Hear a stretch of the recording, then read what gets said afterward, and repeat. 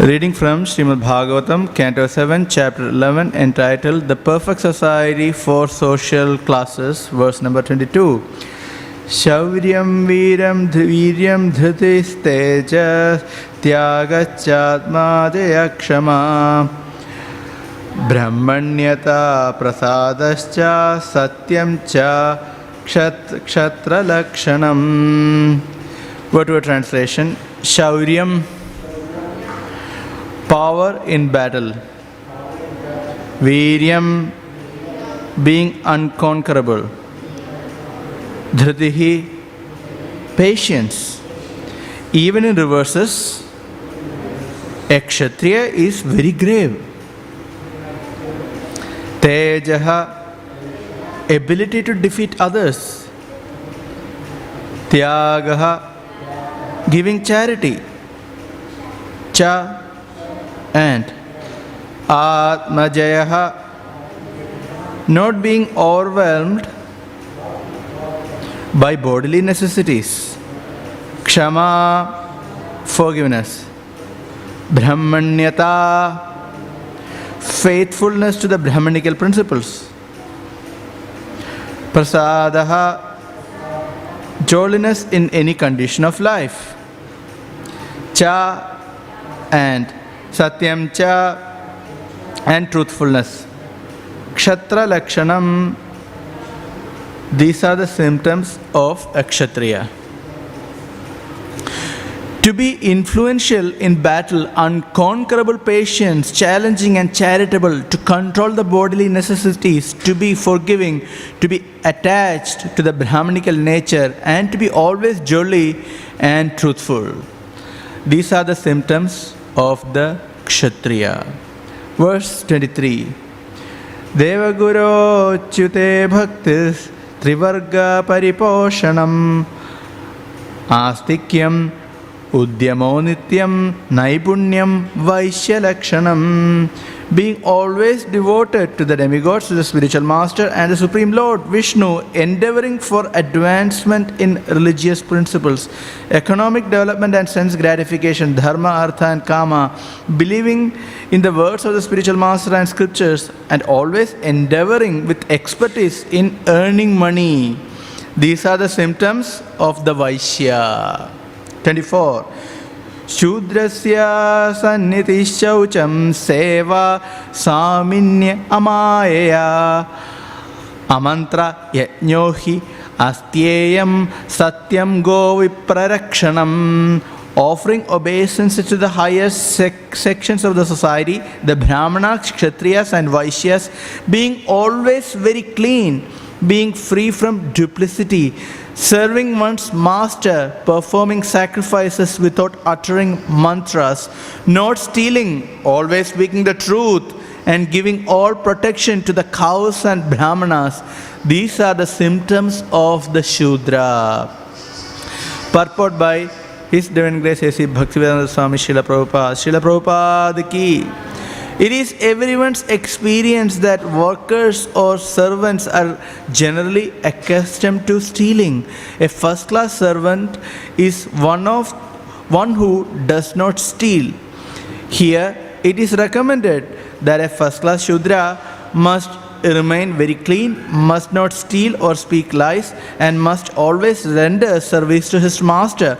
A Shudra may attend sacrifices and Vedic ritualistic ceremonies along with his master, but he should not utter the mantras, for these may be uttered only by the members of the higher sections of society. Unless one is completely pure and has been raised to the standard of a Brahmana, Kshatriya or Vaishya, in other words, unless one is Dvija, twice born, the chanting of mantras will not be fruitful.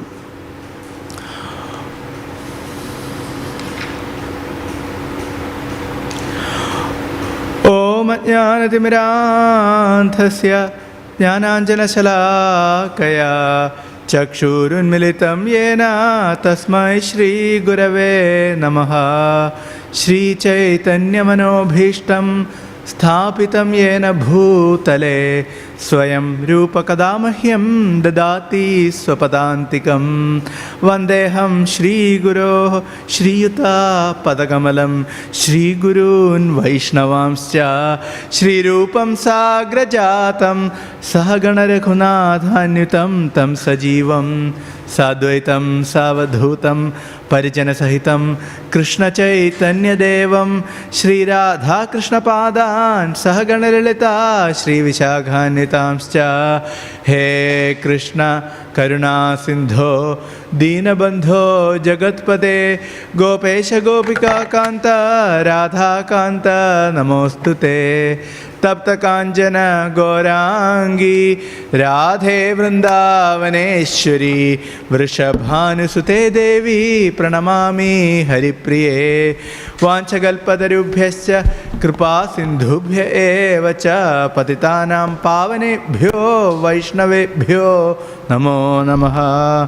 जय श्री कृष्ण चैतन्य प्रभु नित्यानंद श्री अद्वैत गदाधर श्रीवासादि गौर भक्तवृंद हरे कृष्णा कृष्णा कृष्णा हरे हरे हरे राम राम राम हरे हरे भूतैर्महाद्भिर्यैमा पुरो विभु निर्माय शेते यदमुष पुरुष भुङ्क्ते गुणान् षोडश षोडशात्मकः सोऽलङ्कृशिष्ट भगवान् वचांसि मे। Hare Krishna. Here in these chapters of Śrīmad Bhāgavatam, starting from the 11th chapter all the way till 15 chapters, the conversation between Narada Muni and Yudhishthira Maharaj continues. Because we remember the beginning of the canto is the conversation between Narada Muni and Yudhishthira Maharaj, and in that context the pastime of Prahlad Maharaj was described. After finishing that pastime, after removing all the doubts of Yudhishthira Maharaj regarding the enmity between Prahlad and his father, why such a heinous mentality was maintained by Hiranyakashipu and why he tried to kill his own son. After clearing all those doubts, the discussion begins about the Varnashrama Dharma. So these 5 chapters are very elaborately describing Vedic Varnashrama Dharma, in which all the Varnas, ashramas, different ritualistic ceremonies which need to be performed in different time, according to different Varna, according to different ashramas, everything is explained in these chapters. Along with that, there is the description even of a transcendentalist, of a person who is even beyond Varna and ashrama.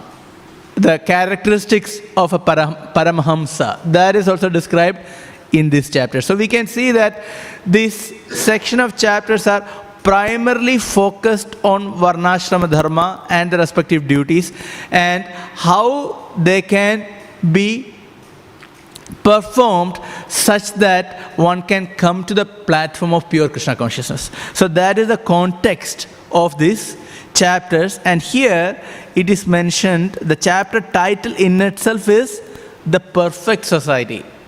So Srila Prabhupada indeed emphasized a lot on Varnashrama Dharma. However, Prabhupada couldn't establish a Varna system properly. Ashramas he established to a great degree, but to have the proper Varnashram Dharma, he didn't have sufficient time. So why? If you see the historical context, if you see, Srila Prabhupada didn't get into Varnashram Dharma so much in the beginning because the purpose of Varnashram Dharma is to come to the platform of Krishna consciousness. So he indeed used the favorable aspects of the current social order, whatever it is, And he used that to establish Krishna consciousness. To give a classic example, Srila Prabhupada said, you are hippies at this point. Many of you are hippies who got attracted to Krishna consciousness. Practically speaking, you didn't follow any rules and regulations of Varnashrama Dharma. That can be very much supportive to Krishna consciousness, but none of you followed any of this. But you have one good quality. What is that good quality? They didn't follow any of the regulatory principles. But there was one good quality that Srila Prabhupada recognized even in the hippies. And what is that quality? Can anyone remember? What is that quality? Exactly, that's right. Tyaga, the renunciation. They were able to give up the material comforts of home.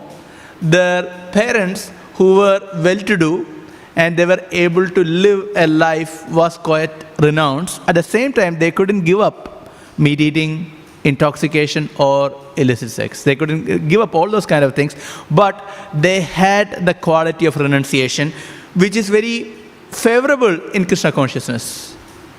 For example, Srila Prabhupada contrasted this with Indians, because Srila Prabhupada was trying to preach Krishna consciousness in India, and it wasn't successful.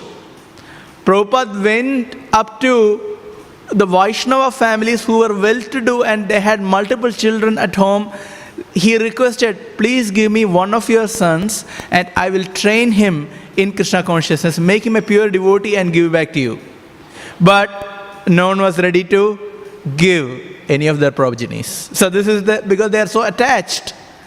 And even young men, they weren't ready to follow Srila Prabhupada. Prabhupada struggled in preaching Krishna consciousness in India. We know how he was distributing Back to Godhead magazines. Not easy. He struggled to print books. So, Srila Prabhupada established Krishna consciousness in a society accepting the current social order. He didn't really try to establish first Varnashrama. So, after giving Krishna consciousness, he established ashramas. We know he duly married couples who were otherwise staying together.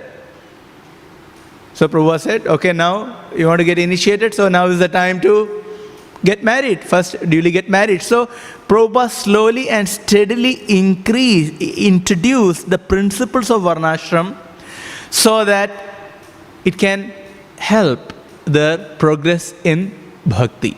So we can see how Srila Prabhupada expertly introduced principles of Varnashrama Dharma. And then later, he established proper ashram systems. Those who are coming, young men and women, he engaged them in Krishna service, and now you are a brahmachari. So here, the point is, even Prabhupada established ashram for ladies. So there is no word such as brahmacharini. Sanskrit doesn't have such a word because there's only word of brahmachari because it's only male. But Srila Prabhupada established ashram for women because generally women are under the shelter of their parents, but outside of India, especially in the Western society, no shelter. So Prabhupada had to give shelter, and so there was an ashram for women, and ashram for men, and ashram for women. So we can see that how Prabhupada started establishing ashramas. So there was this, everyone, practically speaking, everyone who came to the temple, it's just a matter of a day or two or a week. They are now brahmacharis. They are all full-time devotees, men or women. So you can see that it's very appropriate if you think, because in the Vedic society, a boy who is growing up at the age of 5 is sent to gurukula. And how gurukula functions? Gurukula is generally home. Gurukula is a home. It's not a specific institution as such. It's home. I remember speaking to my grandfather. He told when he was a young boy, he was sent to gurukula to learn Vedas. So he had to leave his family. He was sent there. And in gurukula is a home. So it is the house of another is guru, who teaches Vedas. So he goes there, he lives there with the family.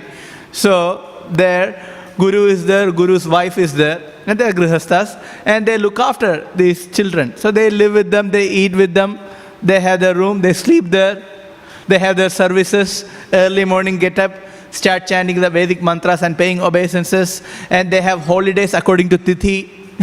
So it's a different system altogether. There is no concept of Saturday, Sunday. According to the Tithi, they have holidays, and they have entertainment too. Because he was living in Kerala, so he was telling some holidays they arrange boat. So they were taught how to how to row the boats, and they can actually row the boat. So they go for boating one day, and they play different games. So it was a complete gurukula system starting at the age of 5. And that can go all the way up till 25 if it's required, but it can be sometimes till 16, sometimes till 18. So there are different ages. So in my grandfather's case, he did till 16, I think, 16 or 17. Then that time they established a normal school. Then he went for the English education. So far it was only the native tongue and Sanskrit. And after that he learned English, and he further continued his study. So you can see that there was this gurukula system, and for Srila Prabhupada, there is no time for all these kind of things. And so they were directly trained in Krishna consciousness, and they were given the title of different ashrams. Okay, you are a brahmachari, and some of them, those who are couple, not get married. Okay, you get married, you are grihastha. And there is no concept of vanaprasth at that point. But Srila Prabhupada established sannyas. There was not much of a concept of vanaprastha. Yes, we can see some were on the path of vanaprastha. Actually, indeed, we can say that even the couples who didn't have children or never had children, and who served Krishna full time, who served the temple full time, we can say they're vanaprasthas, because there is no demand of earning money, and there is no responsibility of looking after children. Then one can be considered a vanaprastha. So to some degree, we can see vanaprasthas even from the very beginning, because they don't have any children, they don't have any responsibility of making money, then they are straight away vanaprastha. And Srila Prabhupada established sannyasa ashram. So there have been a lot of sannyasis. So we can see how in the history of ISKCON, Srila Prabhupada established brahmacharya, grihastha, vanaprastha, and sannyas. However, when it came to varnas, that makes it quite challenging. So he couldn't establish the complete varnashram system. So for any society to establish varnashram, first ashrama has to be strong. Because ashrama is the spiritual shelter. Ashrama is the place in which we can practice our spirituality, our Krishna consciousness. If the ashramas are not strong, then it is very difficult to establish varna. It's quite hard, because spiritually everyone is nowhere. One doesn't understand the spiritual principles. Then the question arises, why do we have to follow any varna? And why do we have to follow any rules and regulations whatsoever? So when we talk about the development of varna, Prabhupada used the term varna in different meanings, or there are different meanings to varnas. For example, varna has the general meaning of a social order that exists in any society, whether it's east or west. And that is a natural social order. As Srila Prabhupada explained, there is a Shudra class. There is a labor class always. And there is something typical about the labor class. They work hard, they make money, but they are more prone to enjoyment. And there is the next Vaishya class, those who are businessmen and those who are doing agriculture. And then there is kshatriya, administrative class. Anywhere there is a ruling class is there. And ultimately there is a brahmanical class, the intellectuals of the society. That does exist in our society. Even in Australia, we have such kind of a system. For example, I'll give you an example. When the COVID was running, okay, there was this lockdowns, whatever reason it is. Okay, the decision was made by whoever is ruling, probably the premier or whoever is the minister. Now, the data is provided by the intellectuals in the university. So the research was going on in the university, and whether it's right or wrong, that's a separate question. But based on that Brahmanical instructions, so-called Brahmanical instructions, the kshatriya was making the decisions. And it was impacting the society. So we can see that the ruling class needs guidance. So even in political parties, there are think tanks are required. They think, they may not be the forefront, they may not be the rule makers, but there have to be someone who can think and can give advice. So in Kali Yuga, those kind of advices may not be Krishna conscious. It can be pretty bad, but it does exist. So this is the one way of looking at Varna. A system that is there naturally in any society. And another one is not Daivi Varnashram, but Asuri Varnashrama. Asuri Varnashrama, which is just one claims to be a Brahmana, Kshatriya or Vaishya or a Shudra based on one's birth. Not based on Guna Karma Vibhagashaha, but just based on one's birth.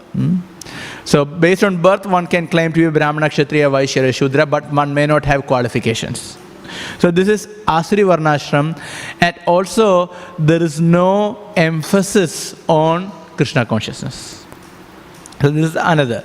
Then there is a Daivi Varnashram. Daivi Varnashram is focused on Krishna consciousness. Even though there is social orders, but the aim of the social order is to come to the platform of worshipping Krishna. So this is ultimately we want Daivi Varnashram. Other Varnashrams are not going to help so much. However, in a given situation, we use the current social order, however favorable it is, to propagate Krishna consciousness. So here, in this context, it's mentioned, first, here we can see the qualification of a Shudra. Now, if you hear the qualification of a Shudra, it is pretty high class. On one level, Srila Prabhupada explains that a Shudra follows 4 regulative principles. Okay. The Shudra is on the human platform. Is it easy now to follow 4 regulative principles? No. So even a Vedic Shudra used to follow 4 regulative principles. So we may say, oh, it's a Shudra, it's a low class. No. Being a Shudra is very high class. Why? First one has to follow 4 regulative principles. No meat eating, no intoxication, no gambling, no illicit relations. Can you see? So being a Shudra is a high class. And here, further explained, what are the qualities of a Shudra? Shudra is always clean. Always clean. So if one follows 4 regulative principles, then internally there is some amount of cleanliness, and externally also a Shudra is clean. Free from duplicity, high class. Serving one's master. Performing sacrifices without uttering mantras. Very high class. So Shudras don't learn Vedas, but they know the principles. And so they serve all other classes, Kshatriyas, Vaishyas and Brahmanas. If you consider the qualities of a proper worker in a corporation or in any companies, now these qualities are favorable, isn't it? Serving the master. If somebody is employed currently, if earning some wages, then one is acting on the platform of Shudra. And what are the qualities? It's Shudra. If you're working and earning money, it is a Shudra occupation, because other 3 classes don't work for anyone. They don't accept any income. Brahmanas, they accept donation, but no income as such. So Brahmana can be rich or poor. A Kshatriya is ruling over, accept taxes, but no, he doesn't work for anyone. Similarly, Vaishya has his own business. or an agriculturalist has his own fields, so not working for others. Whereas only Shudra works. So currently we can see a society of Shudras because there is a lot of working class. And the qualities which are mentioned are very, very conducive to be a working person in the society. Being always clean, being free from duplicity, and serving one's master. We don't like to use the term master, but we are serving our boss. Boss is master, isn't it? So if one can serve the master without duplicity and without stealing, without stealing, it is a good qualification. Probably if you work hard, serve your master, whichever employment you have, if you work hard and if you work properly, generally it's been appreciated, isn't it? So yes, to be a Shudra is good. However, in terms of devotees, we don't say you are a Shudra, you are a kshatriya, you are a Vaishya. We don't classify like that. But in the Varnashram context, we can understand. For a devotee is a devotee. One may be working a job, one may be in a Shudra occupation, but we don't say that you are a Shudra devotee. No, they don't work together. A Vaishnava is always a Brahmana. Vaishnava is also always a Brahmana because Vaishnava is above Brahmana. So being a devotee means all other qualifications are already there, even if one is accepting an income from anyone, because one is functioning on the highest platform. At the same time, we have to see, even if one is accepting a Shudra occupation, it has to be conducive for Krishna consciousness. We can see sometimes people work where the regulatory principles are broken. You cannot work in a meat-eating restaurant, it is not conducive. Similarly, one cannot touch meat or other intoxicants. So they are not conducive for Krishna consciousness. So a devotee do not accept such kind of occupations. So devotee may accept occupation, one may accept Shudra occupation, but devotee is not a Shudra. So that also we have to understand. At the same time, this Varnashram qualification of Shudra is very high according to the current such status. Actually, to follow four regulatory principles strictly, one has to come to the platform of Krishna consciousness and one has to get initiated. One needs the mercy of the Guru Parampara to even follow four regulatory principles. In other words, to function on a human platform, we need the mercy of the Parampara, including the Guru. This is the reality of the situation. Otherwise, one can easily break even four regulatory principles. See how the situation has degraded. So here it is mentioned, yes, not stealing, always speaking the truth, and giving all protection to the cows and the brahmanas. These are the symptoms of the Shudras.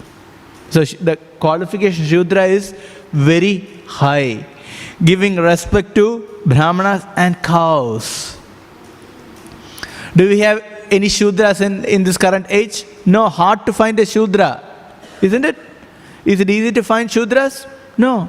These are the qualifications. See, offering obeisances to the higher sections of the society, the Brahmana, Kshatriyas, Vaishyas, being always very clean, being free from duplicity, serving one's master, performing sacrifices without uttering mantras, not stealing, always speaking the truth, and giving all protection to the cows and the Brahmanas. These are the symptoms of the Shudras. Very high qualifications. And so, we don't find so many Shudras. So even developing these qualities are beneficial for us.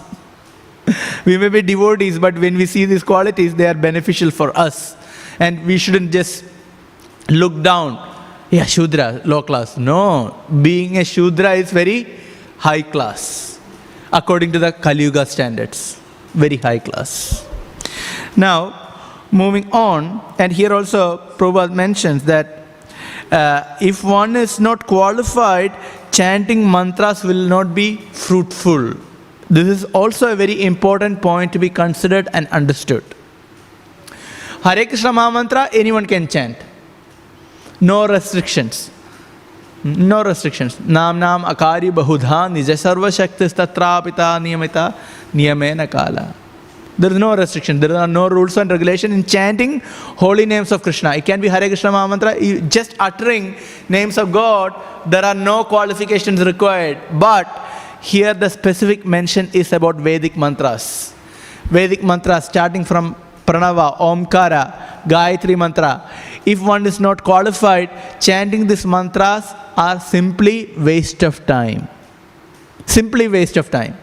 People chant Omkara, Pranava, people chant Gayatri mantra, those who are not initiated in the parampara. Sanatana Goswami mentions that if it is not received from the Guru, chanting of Gayatri is useless. Even Vedic mantras is nishphala. It will not give any fruits. You can hear so many chants, Gayatri mantra chanting in the MP3 format or in a download. You can see, if you go for different people do all these kirtans and bhajans, and one of the mantras that they use is Gayatri mantra. Is there any use of chanting Gayatri mantra? First, they haven't received the mantra from the Guru. Second, they don't even know the meaning of the mantra. Third, they may not be following 4 regulatory principles strictly. And those who are listening these mantras, they are also of no qualification. Not following 4 regulatory principles, they are not initiated. So it's simply a waste of time. So we shouldn't have any sentiments. Chanting Brahma Gayatri, etc. without any qualification. One should understand, no use. So for the Gayatri to give result, one has to be qualified. And the same principle is applicable to other Vedic mantras. And since Shudras are not educated in Vedic mantras, and it is not the Dharma to chant any of the Vedic mantra, it's not required. Without that, they can get purification. That is the point. Without chanting Vedic mantras, still they can be purified. And in the Vedic process, then if we speak about bhakti, Striyo Vaishya Tatha Shudra Epe Yanti Param Gatim. Krishna speaks in 9th chapter of Bhagavad Gita. Doesn't matter which social order you belong to. If you take to Krishna consciousness, to bhakti, if you chant Hare Krishna Maha Mantra, anyone can be purified. Swanishtadasya dharmasya samsiddhir haritoshanam. The purpose of all Varnashrama is ultimately to please Krishna. That is the only purpose. Moving on to the next one, the qualities of a Vaishya, as it is mentioned. What are the qualities of Vaishya? Being always devoted to the demigods. Vaishyas in the Vedic tradition worship demigods because they want material facilities. They want the rain at the right time. They want the right seasons. They want wealth. So they do worship demigods. The spiritual master and the Supreme Lord Vishnu. They worship the demigods and the Supreme Lord. And endeavoring for advancement in religious principles, economic development and sense gratification. See, they want economic development and sense gratification. Dharma, Artha and Kama. This is the position of Vaishyas. And believing in the words of spiritual master and the scriptures, and always endeavoring with expertise in earning money. The Vaishyas are considered the belly of the universal form. So they make money for all other 3 classes. Vaishyas make money for all other 3 classes. The Shudras, they work and they don't handle money. Vaishyas make money and they give taxes to the government, as well as they give in charity to Brahmanas. So the Vaishyas maintain both kshatriyas, Brahmanas and Shudras in one sense. So we can see Vaishyas is the treasury department. The finance department is Vaishya. And then they have all these good qualities. And by the by, Vaishyas are also twice born. They are also Dvija. They get initiated. They study Vedas and they get the thread and they get the mantra. So can you see the Vaishyas are also twice born. So they know the principles. So this is the Vedic society. And when we move up to this one, Kshatriyas, that's the verse for today, they are influential in battle, unconquerable, patient, challenging and charitable. Kshatriya has, what are the qualities mentioned here? Shauryam, Viryam, Dhriti, Shauryam. Valorous, they are valorous. They can fight. They don't run away in the battlefield. Yuddhecha apalayanam. Bhagavad Gita explained. Yuddhecha apalayanam. They don't run away in the battlefield. That is kshatriya quality. They have the desire to fight for the right cause and they are up for the battle. And Bhagavad Gita first chapter is mentioned that, or second chapter is mentioned that happy are those kshatriyas who are encountered with a battle. They want to fight. That is the kshatriya quality. They don't run away from the battlefield. Not like the current defense minister. They don't go to the battlefield. But a real kshatriya will be on the battlefield because that is the nature. There is a desire to fight. That is kshatriya. And what else? Charitable. That is also nature of a kshatriya. Being a kshatriya is not easy. Being a kshatriya is not easy. If you give a word, the word has to be fulfilled. Otherwise, one is not a kshatriya. And very charitable. We know even the demons functioning as kshatriyas in the Vedic time, right? Who is the classic example?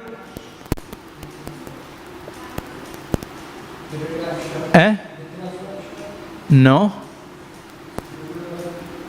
There is a classic example who someone asked for charity, even Krishna asked for charity. Pandavas all went and asked for charity. Who was there? Who was killed by Bhima? Jarasandha? Right? Did they go for Jarasandha? They went. The Pandavas and Arjuna went. And what they dressed themselves as? Brahmanas. Right? They dressed themselves, they are not Brahmanas, they dressed themselves as Brahmanas in front of Jarasandha, went in front of Jarasandha. And Jarasandha is a Kshatriya king. So they asked, we need something in charity. So he said, he could understand they are not just Brahmanas. Jarasandha could see because saw the hand, forearm and everything, saw the hands and then they understood he is not just a Brahmana. Brahmana cannot have a strong and stout body. But still, since they dress themselves as Brahmanas, what did Jarasandha say? Whatever happens, I will give in charity. Otherwise, there will be kulakshaya. The whole kula will be ruined. Whole fame will be ruined. So I cannot do that. I will give in charity if Brahmana asks for. What did they ask for charity? A fight. So then he understood, they revealed themselves practically. Fight. So he looked at Krishna, he said, no, Krishna, I will not fight with Krishna. No. He rejected others. They are all not weak for me. And finally, who he chose? Bhima. Okay, for him, with him, I will fight. And we know how that fight took place. Can you see? So the Vedic kings, they were ready to give charity in anything, any condition they will give charity. Bali Maharaj, ready to give in charity. Even Ravana, ready to give in charity. Even Duryodhana, ready to give in charity.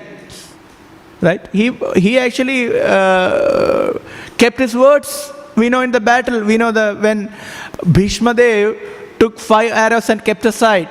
Tomorrow I am going to kill all the Pandavas because Duryodhana poked him so much. And you are in my side, but you are really fighting for the Pandavas. Then Kshatriya, who is a Kshatriya? Bhishma is also Kshatriya. Bhishma is a Kshatriya. He said, okay, tomorrow I'll kill them. These are the 5 arrows, you keep it. Tomorrow you give me the arrows, I'll kill them. Then what happened? Krishna played and Arjuna went and asked in the middle of the night and told Duryodhana, look, you have given a promise to us. During that time of Vanavasa, you were defeated by Yakshas. And then we saved you. I saved you. So you have to fulfill the promise. So he said, okay, I have to do it. No problem. Immediately give me those 5 arrows. Duryodhana, he could have told, no, he gave. So this is Kshatriya, Vedic Kshatriya. So being a Vedic Kshatriya is also not very easy, isn't it? Easy to be always keep our words? No. We tell something and after 5 minutes, no, I change my words. It's a common, no, not like this, like that. So, being a Kshatriya is not so easy.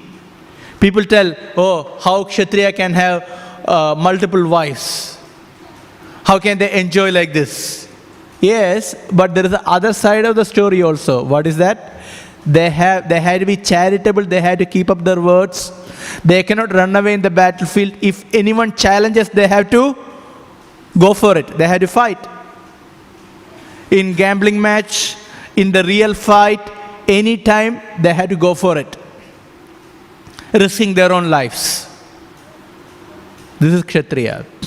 Being a kshatriya is not easy. That's what we discussed today. Being a shudra is not easy. This is the Shudra qualification, verse 24.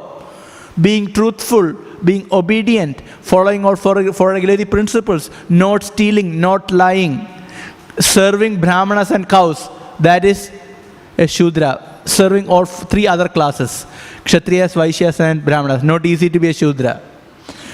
Be a Vaishya, again not easy. One is twice born, one has to follow brahmanical principles, and one has to follow the spiritual master and the scriptures, and then expertly endeavor to earn money.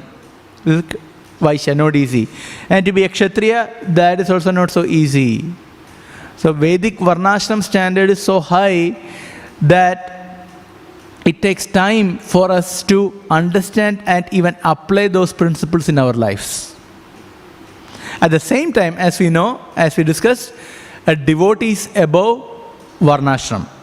But it doesn't mean that we can forget the principles of Varnashram. Say, for example, we have a clear distinction between ashramas. Can we forget that? No. A brahmachari has to act as a brahmachari. We cannot say, I am a transcendental, so I can act anyway. But what will happen? One will be in Maya. For a grihastha, there are proper principles. If we don't follow, one will fall down. Same with Vanaprastha and same with Sannyas. So the Varnashram principles have to be followed as much as given by the Acharyas to make progress in bhakti. So we don't get into all the intricacies, even all the intricacies which are presented in Bhagavatam, we don't follow all of them. But whatever is given by Prabhupada, we do follow. So Varnashram, there are so many principles given. We don't follow everything. But whatever is necessary, Srila Prabhupada is given, and we do follow that. And they are required. Otherwise, even chanting Hare Krishna Mahamantra becomes difficult. Now I am beyond Varnashram. Then what happens? One is not following the basic principles, so one is in Maya. Correct?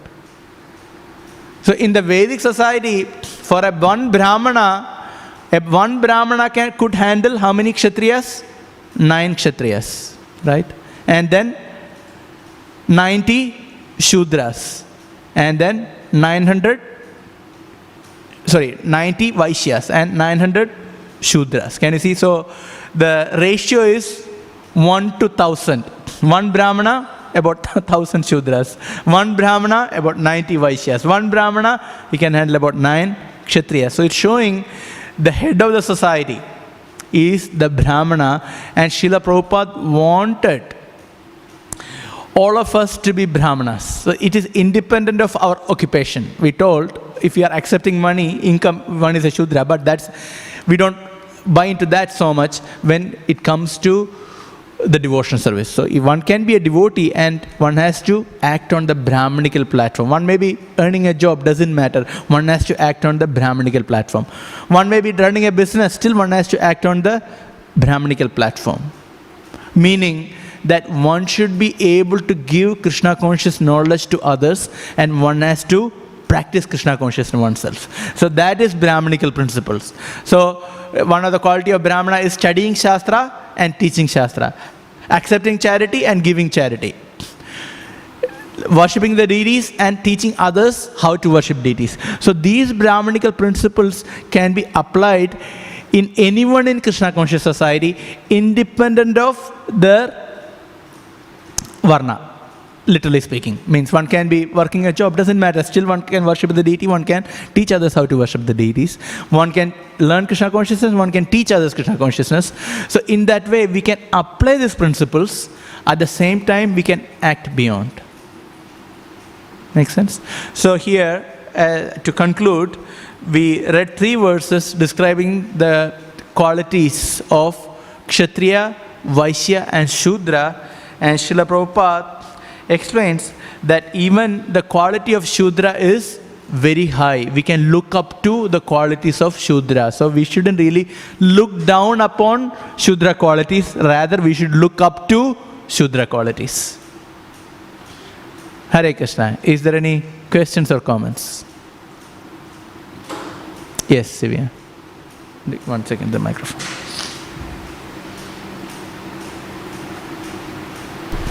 Yeah. Hare Krishna Prabhu, thank you for the wonderful class. Prabhu, you mentioned the kshatriyas don't work for anyone, but don't the kshatriyas work for their citizens?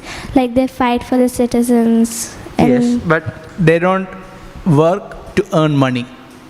That is the point. Everyone is serving. Brahmana is serving, Kshatriya is serving, Vaishya is serving, Shudra is serving. Everyone is serving. And in one sense, everyone is managing also. Brahmanas manage knowledge. Kshatriyas manage the people. Vaishyas manage the money. And Shudras, they manage the labor in that sense. So everyone is managing in their department. But when it comes to Kshatriya, so they are serving, at the same time they are not working for money. Thank you. Okay.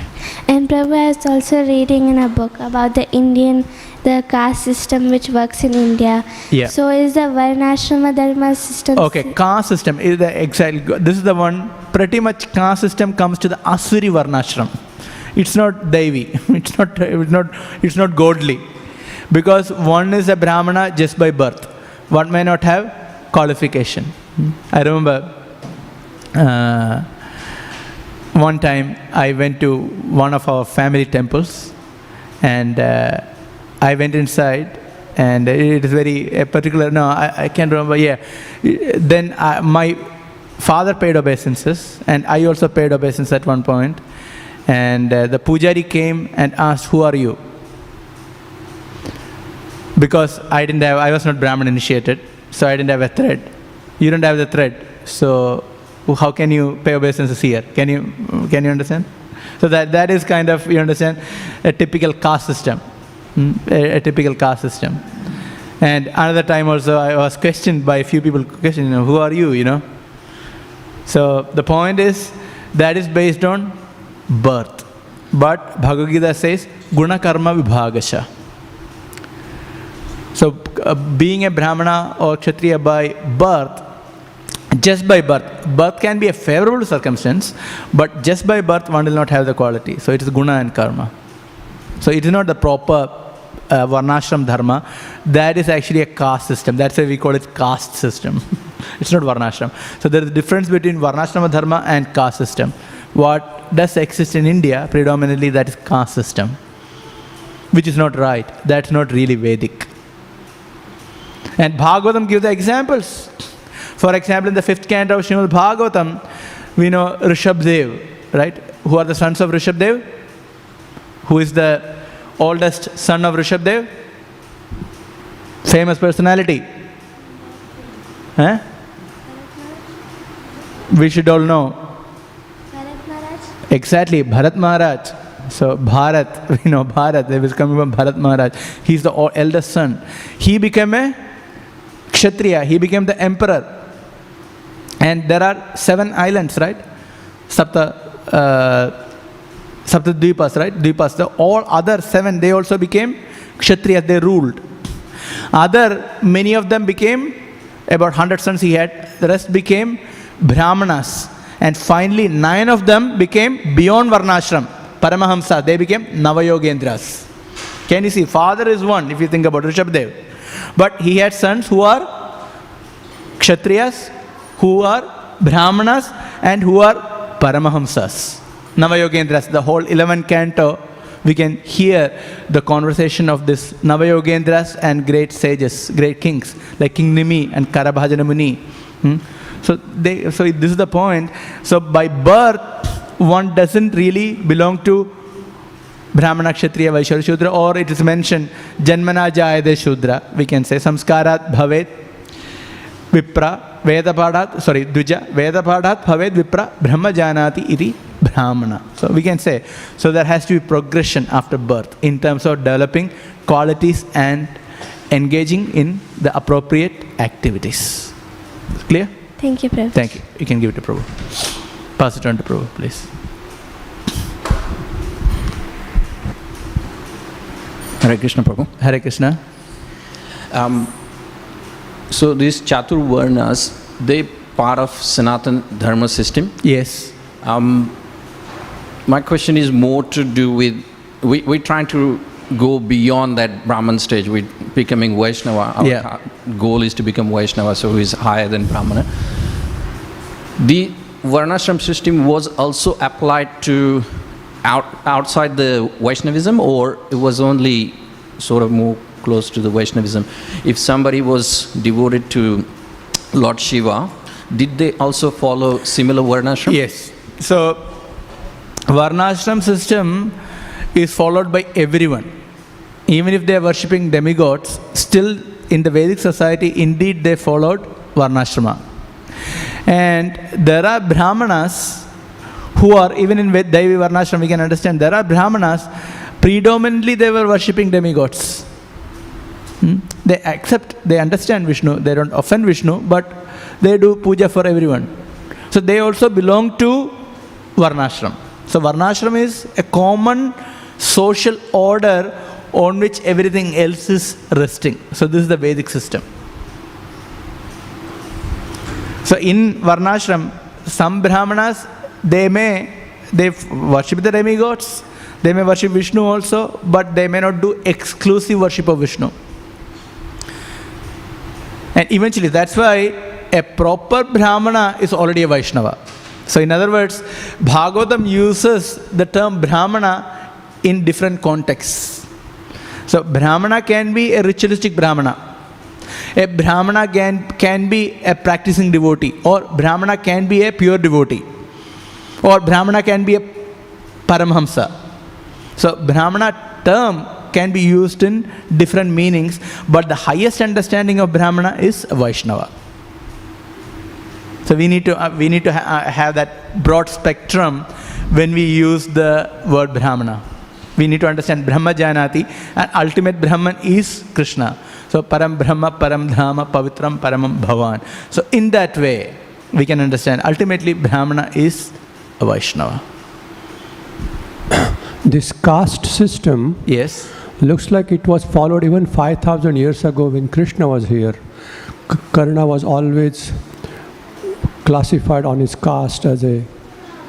So when did this Sanatan Varnashram system it was quite different into caste system? Not exactly, because in the Vedic times, it was not caste system, rather it was predominantly Varnashram, or it was actually Varnashram. It was not a caste system. That's why there is the term Brahma Bandhu, Kshatriya Bandhu. If you're born in the family of a Brahmana or a kshatriya, and if you don't possess the qualities, then one is considered only as a relative or a friend of a Brahmana or that of a kshatriya.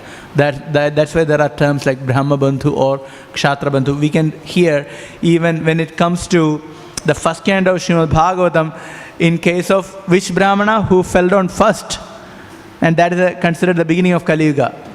Which Brahmana fell down, who didn't act as a Brahmana? The son. Yes, exactly, Shringi boy. Brahmana, young boy, he was proud. The Brahmanical class fell down because of pride. So there, he is simply considered as a Brahma Bandhu, not as a Brahmana. So there was such kind of distinctions did exist.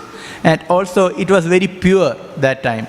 Currently, the Varnas are also very mixed. We have different qualities.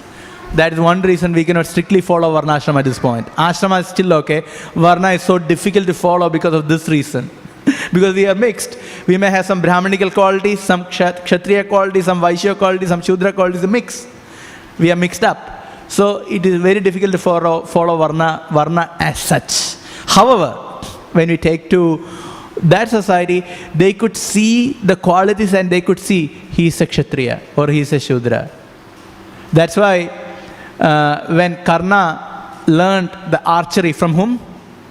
Parashuram. What happened? He was bitten by a worm. scorpion. Then he was bitten by a scorpion. Still, he didn't react. He tolerated. When Parashuram, he was sleeping, he came to external consciousness. He understood. Karna was able to tolerate. What was his immediate conclusion? You are a kshatriya. You are a kshatriya. Can you see? Even kshatranis, means wife of kshatriya, called kshatrani, even they had the qualities. They were brave. They knew how to fight. We know the case of Rukmini. In the Rukmini Swayamvara, who was driving the chariot? Rukmini was driving the chariot and Krishna was fighting. So that those qualities were so predominant that in the Vedic times in Varnashrama, they could actually see the qualities and they can see, yeah, he is a kshatriya, he is a Vaishya, he is a Shudra. So that was not really a caste system. And there was no need of caste system in the Vedic times because of such predominance of qualities. That was in the forefront. However, now we are mixed up. So we are ourselves confused. Who am I? I give the example of when we do the university preaching, especially among the Western crowd, we speak to students, they're completely mixed up, and many of them after first year, they drop out. They do one course and it's just a matter of months, I dropped, I tried this. You can see so many things they're trying. Because one's own nature is not very clear. This is the problem of Kali Yuga. It's a big problem. Okay, we are not talking about we are the spirit soul, we are Atma. Okay, that is very high. Even before that, even one's own psychophysical nature is a bit of a confusion. Can you see? So that is the difference. And at this point, if you say, okay, he is a kshatriya just by birth, it doesn't work because it is very much mixed up. So when did this caste system actually? Yeah, that's what is mentioned. It started at the beginning of Kali Yuga, and Bhagavatam, Canto 1 explains, it starts from the fall down of Shringi. So Shringi is considered the epitome of that. Fall down of Shringi because he was meant to forgive. One of the highest Brahmanical qualification is to forgive. If one cannot forgive, one is not a Brahmana. And Shringi, he didn't forgive. Rather, he was proud. Who is this king? Who is just like these kshatriyas, they are just like dogs eating the remnants of their master. This is the way Shringi was talking about a pure devotee. Can you see? So there was the pride. So the pride of the Brahmanical classes caused the fall down. Makes sense? So that is the beginning, we can say. Okay? Thank you. Okay. Any final questions? Any final question? If not, we'll stop here. Thank you very much. Grantharaj Śrīmad Bhāgavatam ki jai, Srila Prabhupada ki jai, Nitai Gaura Premanande, Hari Hari Bol.